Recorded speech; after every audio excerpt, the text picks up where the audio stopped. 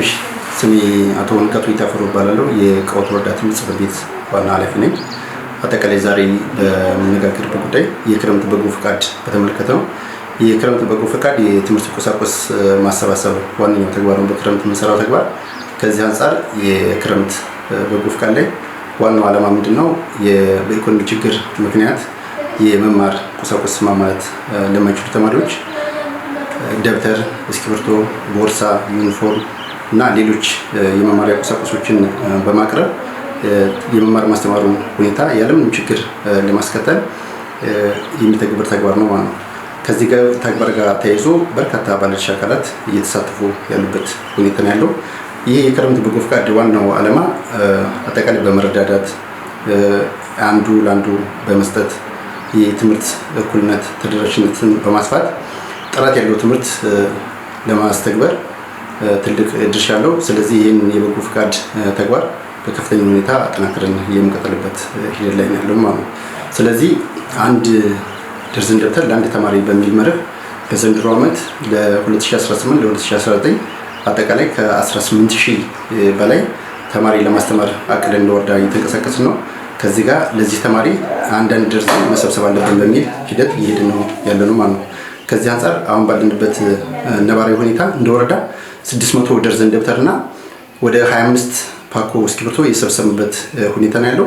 ይህንን ስንሰበስብ አጠቃላይ የመንግስት ተቋማቶችን፣ ሴክተር መስሪያ ቤቶችን በማስተባበር የመንግስት ሰራተኞችን አጠቃላይ በማስተባበር ነጋዴዎችን በማስተባበር የማህበረሰብ ክፍሎችን በማስተባበር እና የተለያዩ በጎ አድራጎት ድርጅቶችን ጨምረን በማስተባበር ይህን ደብተር ልናሰባሰብ ይችላል።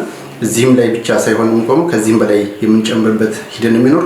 አጠቃላይ እንደወረዳ በሌሎች ፕሮጀክቶች የታቀፉ ትምህርት ቤቶች አሉ። እነዚህ ወደ 12 ትምህርት ቤቶች በተማሪ ደረጃ ስናይ ወደ 10000 የሚሆኑ ተማሪዎችን 100% ደብተር የምናሟላበት ሁኔታ በተጨማሪ እየሰራ ነው ያለው ማለት ነው። እንደወረዳ ይህን አጠናክረን እንቀጥላለን ማለት ነው። ወረዳው አጠቃላይ ይህን ተግባር ለማከናወን ምንድነው እያደረገ ያለው?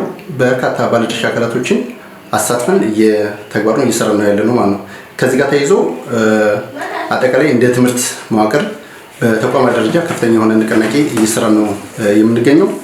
ከዛ ውጪ የሌሎች የማህበረሰብ ክፍሎችን እያሰባሰብን ግንዛቤ እየፈጠርን አጠቃላይ ሀብቶችን እየሰበሰብን ያለንበት ሁኔታ ፍትሃዊ በሆነ መንገድ ለቀጥታ ለሚደርሱ ተማሪዎች እንዲደርሱ የማድረግበት ሁኔታ ነው እየፈጠርን ያለው።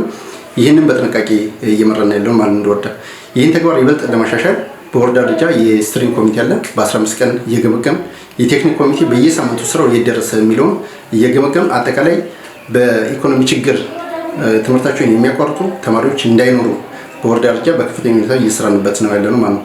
ለዚህ ተግባር መሳካት አጠቃላይ የወረዳው ሴክተር መስሪያ ቤት አጠቃላይ የመንግስት ሰራተኛው አጠቃላይ ወረዳው እያስተባበረበት ያለበት ሂደትን እጅግ የምናመሰግነው ነው የሚሆነው። አጠቃላይ ከዚህ ጋር ተይዞ በቀጣይ እነዚህን ስራዎች አሁንም እስከ ምዝገባ እስከ ነሐሴ 18 ድረስ ምዝገባ እስከሚከናወን ድረስ ይህን ስራ በከፍተኛ ሁኔታ አጠናክረን የተማሪዎችን የመማር ፍላጎት የምናሳድግበት ሁኔታ ነው የፈጠረው።